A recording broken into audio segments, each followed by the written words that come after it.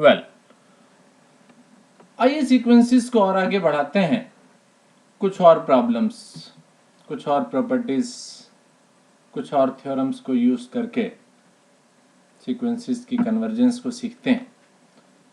आइए देखते हैं ये क्वेश्चन क्या है। इसमें मुझे बोला गया show that the sequence r to the power n। r to the power n का अगर आप बात करें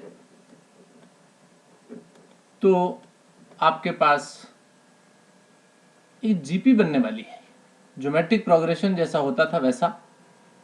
r का power 1, then r square, r cube, like this.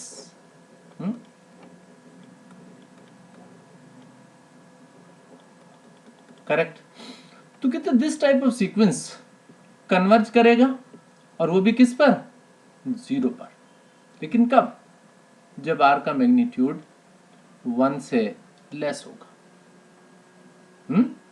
यानी r का मैग्नीट्यूड अगर 1 के इक्वल होगा या r का मैग्नीट्यूड 1 से ग्रेटर होगा, तब नहीं करेगा converge.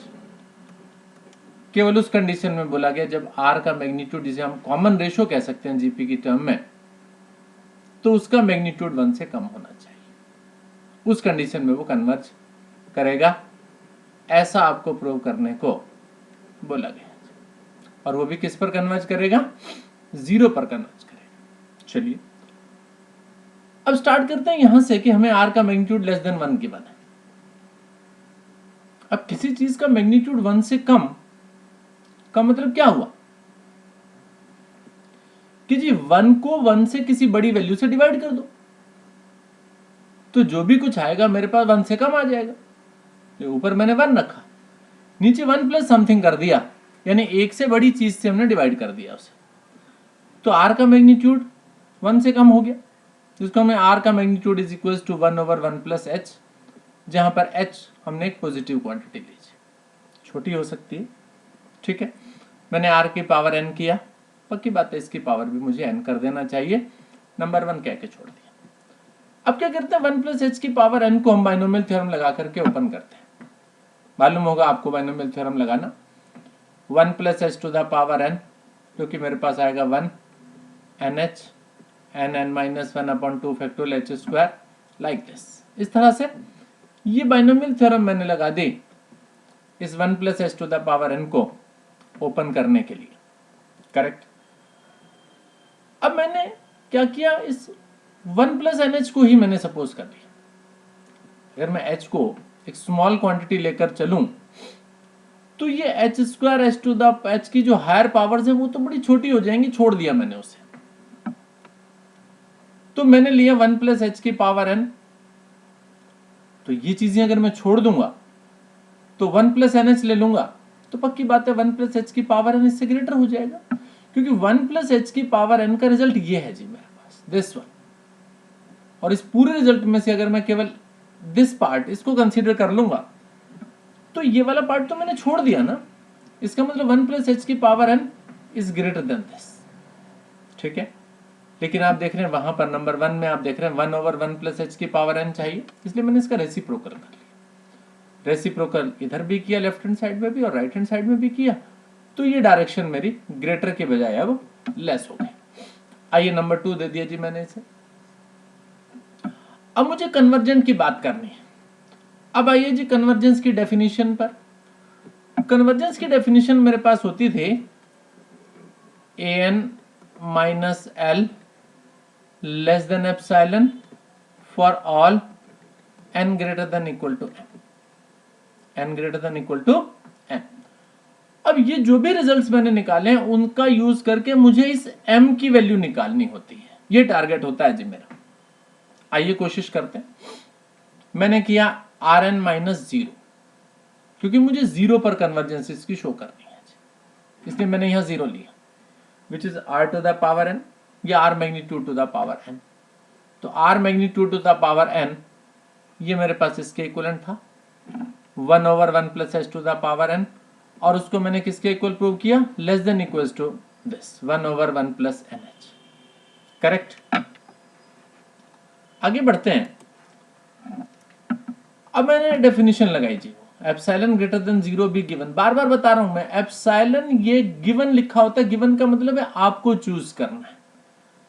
For different values of epsilon मेरे पास ये डिफरेंट एम आएंगे जी, ठीक है।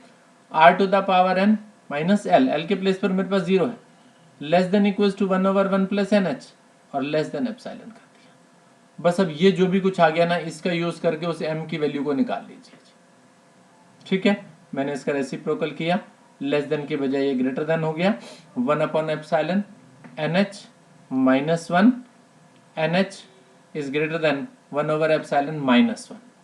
अगर मैं इससे n का वैल्यू फाइंड आउट करूं तो 1/h 1/एप्सिलॉन माइनस 1, तो n is greater then m, तो m की वैल्यू जो है पॉजिटिव इंटीजर मुझे चूज करना जो कि इससे ग्रेटर हो जाए। जरूरी नहीं है ये इंटीजर आएगा जी आपके पास, तो आपने क्या किया, कोई एक इंटीजर इस तरह का चूज किया m जो कि इससे ग्रेटर है जी, तो उस इंटीजर को लिया मैंने m की टर्म में, तो मैंने बोला r to the power n minus 0 less than epsilon for all n greater than equal to m, और m कौन चूज कर लिया, m मैंने ये चूज कर लिया जी, ग्रेटर देन दिस को इंटीजर मुझे चूज कर लेना है जी, ठीक है।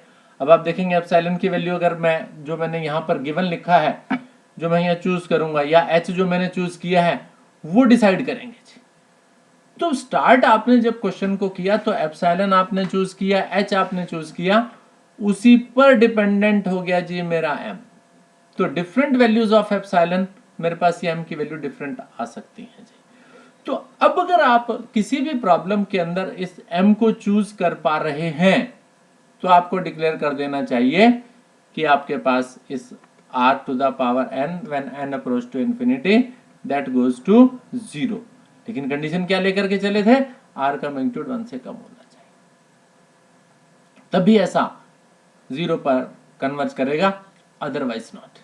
जैसे मैंने यहाँ दो एग्जांपल भी लिखे हैं जी, इन दो एग्जांपल्स में अगर आप देखें तो मेरे पास 1/2 टू द पावर n, जिससे मेरे पास आएगा 1/2 1/4 1/8 लाइक दिस। इसमें देखना ये जो r का मैग्नीट्यूड है 1/2 है जी, मैग्नीट्यूड इज 1/2 जो कि लेस देन 1 है जी, इसलिए आप क्या डिक्लेयर कर सकते हैं, उस ऊपर वाली थ्योरम जो अभी आपने प्रूव की उसके according this will converge to 0। यहां 1/3 है मेरे पास r, वो भी 1 से लेस है जी, आप बोलेंगे this is also converges to 0। लेकिन अगर मैं 2 टू द पावर n ले लूं, 3 टू द पावर n ले लूं, तो that does not converge to 0, वो 0 नहीं बनेगा जी, क्योंकि उसमें r 2 है, इसमें r 3 है, तो ऐसा कन्वर्जेंस नहीं बनेगा। लेकिन अगर r का मैग्नीट्यूड मेरे पास 1 से कम है तो उसका कन्वर्जेंस 0 पर बनेगा, करेक्ट।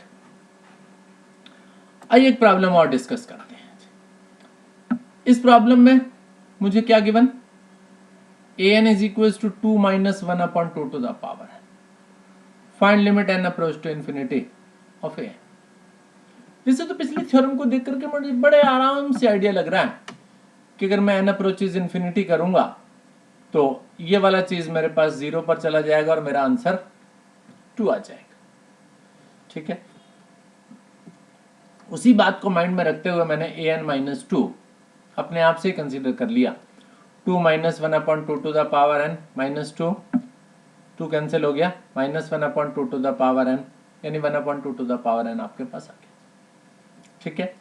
आइए जो एप्सिलॉन की बात करते हैं, एप्सिलॉन ग्रेटर देन 0 चूज किया मैंने, an-2 less than epsilon, an-2 मैंने पहले निकाला हुआ which is 1/2 to the power n less than epsilon, तो an minus l less than epsilon. फिर मुझे क्या निकालना होता है, n greater than equal to m, यहां से n का वैल्यू निकालने की इच्छा है जी मेरी, तो रेसिप्रोकल किया मैंने, 2 to the power n less than greater than में कन्वर्ट हो गया 1/एप्सिलॉन। अब मुझे n कैसे निकालना पड़ेगा, मैंने लोगरिथम ले लिया जी दोनों side, n log 2 is greater then log 1/एप्सिलॉन, क्योंकि मेरी इच्छा n greater then m, greater than, और इधर वाली जो चीज आ जाएगी वो मेरे पास m आ जाएगा जी, तो n greater then log of 1/epsilon divided by log of 2। तो m इसे चूज कर लो ना, m एक पॉजिटिव इंटीजर चूज कर लो जो कि इससे ग्रेटर है, क्योंकि मैंने आपको बार बार बताया कि जरूरी नहीं है कि ये एक इंटीजर आएगी जी ये वाली वैल्यू। तो उस जो भी इंटीजर है तो बड़ी अच्छी बात है, इसलिए इक्वलिटी भी कई बार हम लगा देते हैं यहाँ पर। तो वो हमारे पास एक इंटीजर हमने चूज कर लेना है। तो let m be a positive integer greater than equal to this. देखिए इक्वलिटी भी लगा दी मैंने, इक्वलिटी इसलिए लगा दी क्योंकि हो सकता है ये इंटीग्रल वैल्यू आ जाए, इंटीग्रल वैल्यू नहीं आती तो इससे ग्रेटर एक इंटीग्रल वैल्यू आप चूज कर लीजिए। उससे क्या मिला, an-2 less than epsilon for all n greater than equal to m।